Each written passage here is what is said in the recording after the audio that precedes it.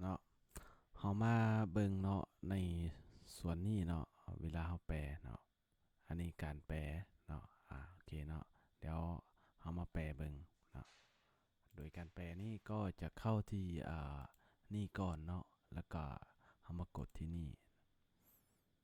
เนาะในนี้มันก็จะมีเนาะวิธีแปลเนาะเฮาก็กดที่นี่ที่หนึ่งเนาะแล้วก็กด edit เนาะในนี้มันก็จะมีเนาะการแปลเป็นลาวเป็นนะแล้ววันนี้เราจะมาลองเอาที่นี่เนาะแล้วก็แปลเบิ่งหรือว่าหากเขามีมีลิงก์อื่นก็สามารถเอาลิงก์อื่นมาใส่ได้เนาะก็คือความหมายว่าเดี๋ยวเรามาเบิ่งเนาะลองมาเบิ่งอยู่ในเว็บอื่นเนาะโอเคเดี๋ยวลองมาเบิ่งนี่เนาะเดี๋ยวเรามาเปลี่ยนภาษาเบิ่ง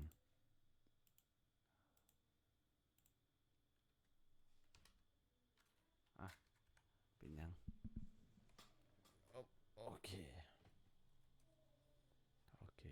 เดี๋ยวเรามาเบิ่งอยู่บนที่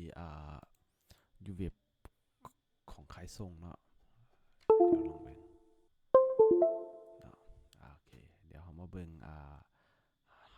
ลองเรามาเบิ่งเอาตัวนี้ลองเบิ่งเนาะเดี๋ยวเราลองเอาตัวนี้มาเบิ่งนะโอเคโอ้โหบอกว่าให้สมัครเนาะโอเคเดี๋ยวเรามาเอาลิงก์เอาจากมีทางเป็นมีทางแบบบริษัทอื่นก็ได้เนาะก็คือ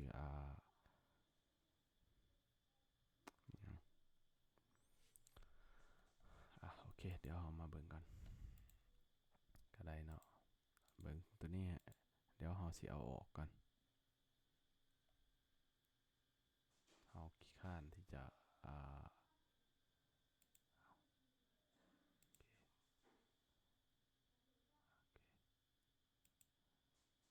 อเคนี่เนาะอันนี้เป็นของนั่นเนาะหรือเราจะเอาของจากจากจากที่เท่าบาวโดยตรงก็ได้เนาะก็คือเรามาพิมพ์เข้าเลยตัวตัวอย่างว่าเราเอาตัวนี้เนาะโ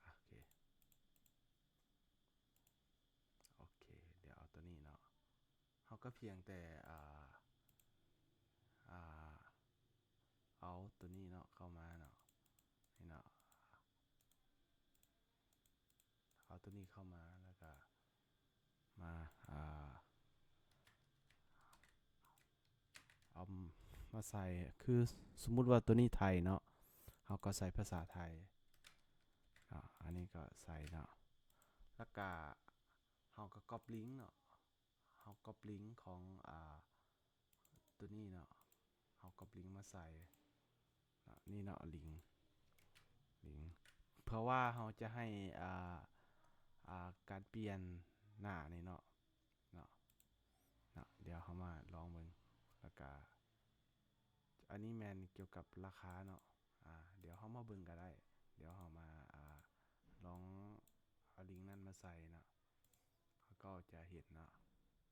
ลิงก์ของทาวบาวนี่เนาะเนาะเดี๋ยวเรามาเบิ่งอันนี้มันถืออยู่ยวนเนาะอันนี้แมนราคาแล้วก็ต้นฉบับของราคาเนาะอันนี้เป็นที่เนาะเขาบ่ฮู้ว่าเป็นเท่าไหร่เนาะเดี๋ยวเรามาเบิ่ง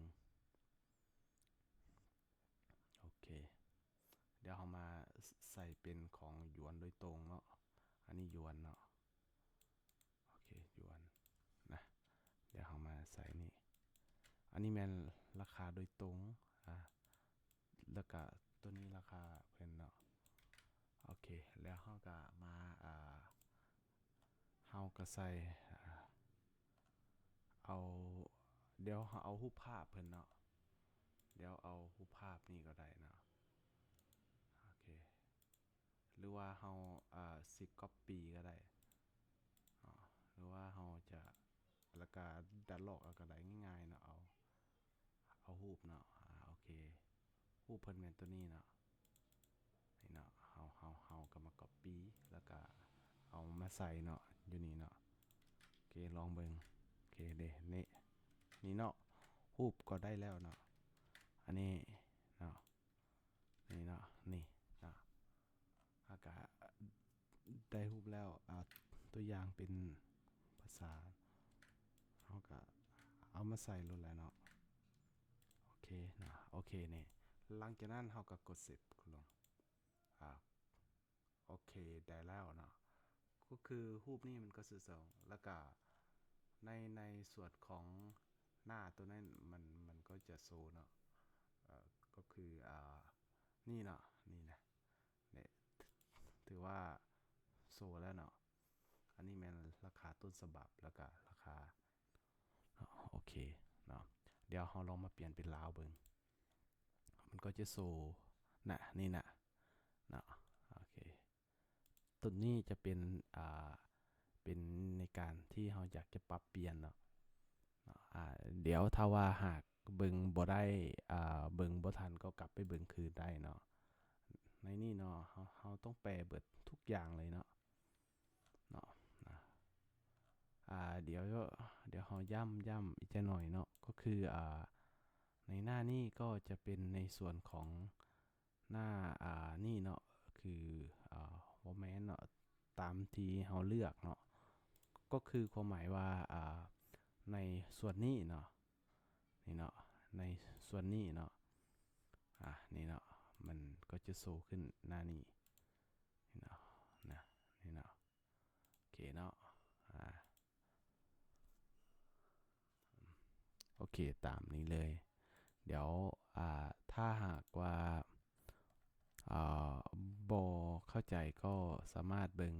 คืนหลังได้เนาะขอขอบใจ